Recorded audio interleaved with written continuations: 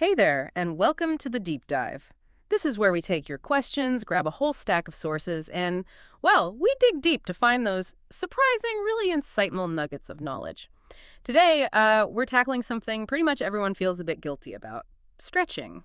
You know, we've all grown up hearing it's essential. Warm-ups, cool-downs, preventing injuries, less soreness, better performance, making us flexible. But what if those deeply held beliefs, what if they're not quite right? It's true. It really is. For, gosh, at least the last 15 years, maybe more, health professionals have been quietly changing their tune. New research keeps coming out, but, this shift, it just isn't really filtering down to the general public. So our mission today is to cut through that conventional wisdom, look at your sources, and see what the science actually says about static stretching and about flexibility itself, really. Get ready for some real aha moments, I think. Okay, let's jump right in then. Hard science time. Starting with maybe the biggest one. Does stretching actually prevent injuries? We all think it does. Right, that's the cornerstone belief, isn't it? Hmm. But the straightforward answer, based on multiple high-quality studies, is a pretty resounding no. No, just flat out. Yeah, pretty much. There was a big systematic review and meta-analysis back in 2013, looked at lots of randomized controlled trials, and found that stretching doesn't reduce injury risk. Doesn't matter if you do it before training or after. Okay, but maybe that's just one study? Or No, even before that, like a 2000 randomized trial and another review in 2009. They concluded stretching before exercise only cuts injury risk by less than 1%. less than 1%. That's practically nothing. Exactly. It's negligible.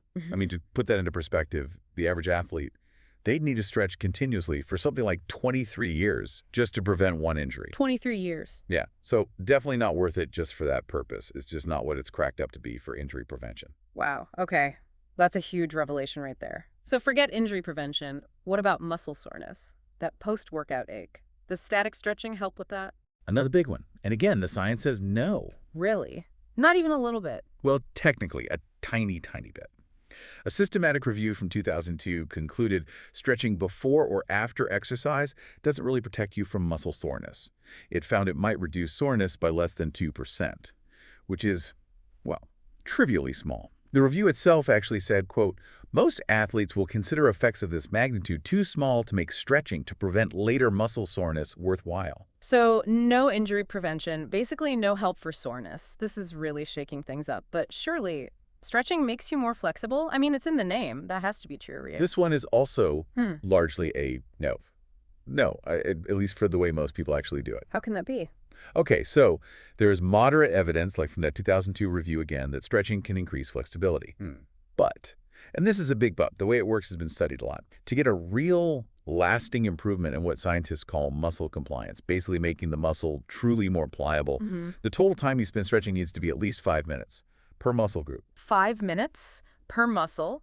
So wait, if I want to stretch my hamstrings, quads, and calves, both legs, that's like 30 minutes just for stretching. Exactly. 30 minutes minimum just for those 3 groups. Yeah. As part of a warm-up before playing a sport. Yeah. It's practically impossible for most people's schedules. Yeah, no kidding. Most people do what, like 30 seconds per stretch? Maybe a minute? Right. And those 1 or 2 quick 30-second stretches most people do, they're simply not enough to actually improve long-term flexibility. You might feel looser for a bit, but it's not changing the muscle itself. Okay, this is where it gets really interesting for athletes, for anyone active. Does static stretching actually help performance? We've always been told it's key. This is often the most surprising part for people. The evidence here is pretty strong that sustained static stretching often impairs subsequent performance. Impairs? Like, it makes it worse. Yes, makes it worse. A lot of research has shown it acutely decreases muscle strength and power. If you stretch before an endurance event, it can actually lower your endurance performance. It increases the energy cost of running, meaning you burn more fuel for the same speed. Just to get tired faster. Essentially, yes. Yeah. And for cyclists, things like cycling efficiency and how long you can last before exhaustion, both reduced after static stretching. Pretty much any measure of performance, you look at maximum voluntary contraction, isometric force, how high you can jump, sprint times, running economy, even agility and balance.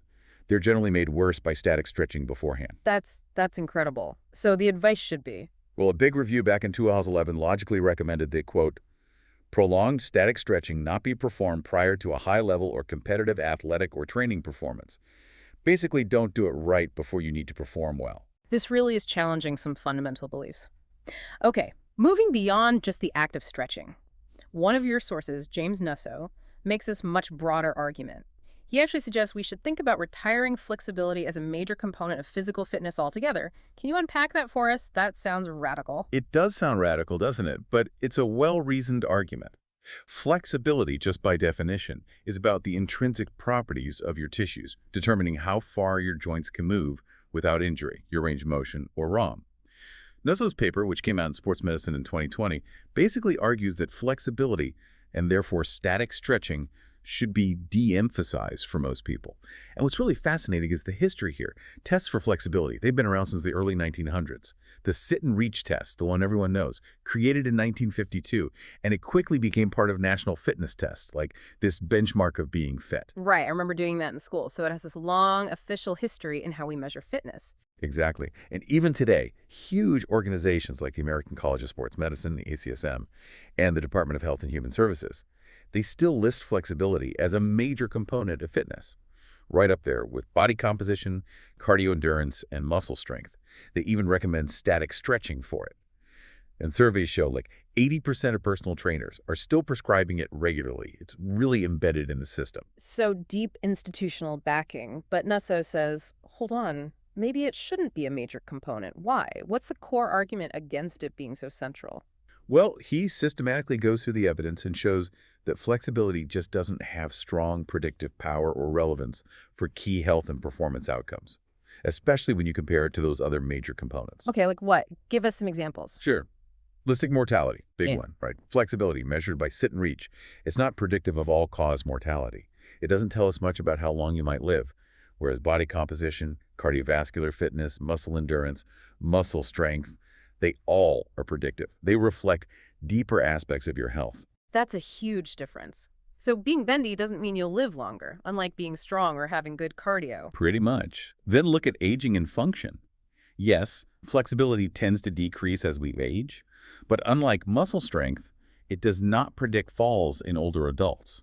And falls are a massive issue.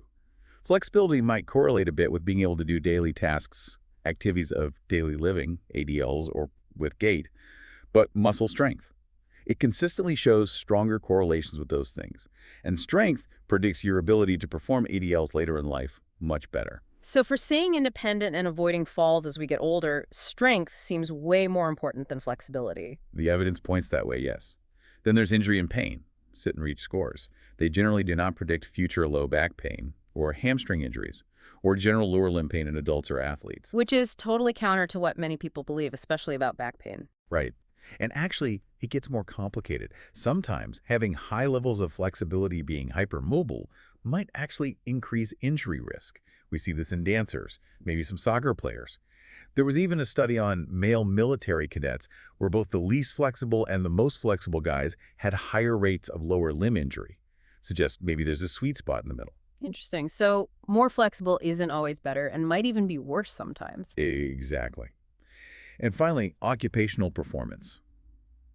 Think physically demanding jobs, military, firefighting, police. When you look at what predicts success in those physical tasks, flexibility consistently shows the weakest link compared to cardio, muscular endurance, and strength. Strength and endurance matter way more. Wow. Okay, this paints a very different picture. Flexibility seems like, well, maybe a minor supporting actor rather than the star player we thought it was in the fitness movie. That's a good way to put it. It really makes you question why it's held such a prominent place for so long. Definitely makes you wonder how much time people are spending on it, maybe at the expense of other things. Right. And it leads to considering how ingrained some ideas become, even as the science moves on. Now, I should probably add some nuance here. This deep dive isn't saying flexibility is totally pointless, Right. or that stretching is never okay. Absolutely not. That's crucial context. We're not saying throw it all out. Yeah. You definitely do need to stretch if there's a specific medical reason, a pathology being treated. Like if a physical therapist identifies a specific range of motion deficit they need to address, that's targeted treatment. Or, obviously, if you're in a sport that demands extreme flexibility, think gymnastics, diving, maybe hurdling, those require specific end range mobility. And also remember, we've mostly been talking about sustained static stretching, holding a stretch, dynamic stretching things like walking lunges, arm circles, leg swings that involves movement. It doesn't seem to cause the same immediate loss of strength, though How effective dynamic stretching is for actually increasing long-term flexibility, that's still being studied. But it's different from static holds. Right, important distinction. So for the average person, if dedicated static stretching isn't the magic bullet we thought for injuries, soreness, or even general flexibility, and if things like strength are more crucial, how do we maintain or maybe improve flexibility if we need or want to without that 30-minute stretching block? Is there a more efficient way? Yes. And this is the really good news, especially for training efficiency. Functionally relevant levels of flexibility, the kind you need for everyday life in most sports, can often be maintained or even improved by other types of exercise. Exercises that, frankly, give you way more robust health benefits than stretching alone. Okay, like what? Like resistance training, strength training. When you do it properly, through a full range of motion against some kind of load, think a deep squat, a proper lunge, a full chest press. Studies show this can increase sit and reach scores by 10, even 25%. And other measures of range of motion often improve just as much as, sometimes more than, dedicated stretching programs. Just from lifting weights with good form. Yes. And on top of that, resistance training has strong evidence for cutting sports injuries by more than two-thirds, plus all the other benefits: strength, bone health, metabolism. That is a powerful point. So you get the flexibility benefit plus strength plus injury reduction all from the same activity. That could really change how people structure their workouts. It really could. Prioritize that full range of motion strength work, and you're potentially ticking multiple boxes at once. And it's not just strength training.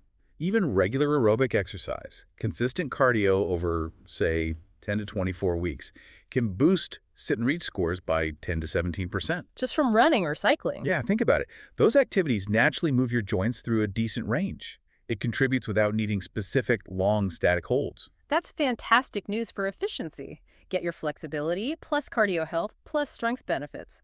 All from the stuff we probably should be doing anyway. Exactly. The implications are pretty significant. It could simplify fitness testing, save time and resources in gyms or schools. It also helps avoid wrong conclusions. Some very fit people, like elite athletes or dance instructors, might score average on a sit and reach test, but be in incredible overall shape. Flexibility isn't the whole story. So if you take time you might have spent on static stretching and put it into more resistance training or cardio, you're likely improving your overall training efficiency and getting more comprehensive benefits. It's about getting more bang for your buck, fitness-wise. Okay, but let's be real. What if you're like me, or like lots of people, and static stretching just feels good, especially maybe after a tough workout? Is there harm in doing it then? Should we stop? That's a great question. And no, absolutely not. If you enjoy your stretching routine, if it feels good, especially after exercise, there's no harm in continuing it. Nuzzo's argument and the science we've discussed, it isn't really about stopping people from doing what feels good or what they find relaxing. The main point is, don't do it expecting major injury prevention or performance benefits that the science doesn't back up for most people. And maybe don't prioritize it over other things, like strength training, that are proven to provide those broader health and recovery benefits. This deep dive is really about giving you the facts so you can make informed choices. Understand the why behind your routine. That makes sense. Know what you're getting and what you're not getting from each activity. Man, this has really turned some common ideas upside down. Injury prevention, performance boosts. Seems like our old beliefs about static stretching and flexibility just don't hold up to the latest science for most folks. And learning that things like resistance training can give you flexibility plus a whole lot more, that's a game changer. It really is. Yeah. And what I find particularly fascinating is what Nuzzo termed the flexibility paradox. You have all this sustained research interest in flexibility, but the evidence for its big theorized benefits, it's just unconvincing overall. And yet, paradoxically, major health organizations keep recommending we measure it and focus on it. He even points out that the Institute of Medicine recommended way back in 2012 that flexibility tests shouldn't be in youth fitness testing because there wasn't enough evidence linking them to health outcomes. Wow, 2012. Yeah. It just shows how sticky these ideas can be, how much inertia conventional wisdom has, even when the science evolves. It definitely challenges us to rethink a whole part of our fitness routine. And maybe more broadly, just to keep questioning and looking for the latest evidence in general. So as you plan your next workout, or even just think about your health today, maybe consider, what other beliefs about fitness or health do you hold that maybe science is quietly challenging them? And are you staying truly informed? Lots to think about. Until next time, keep exploring, keep questioning, and stay curious.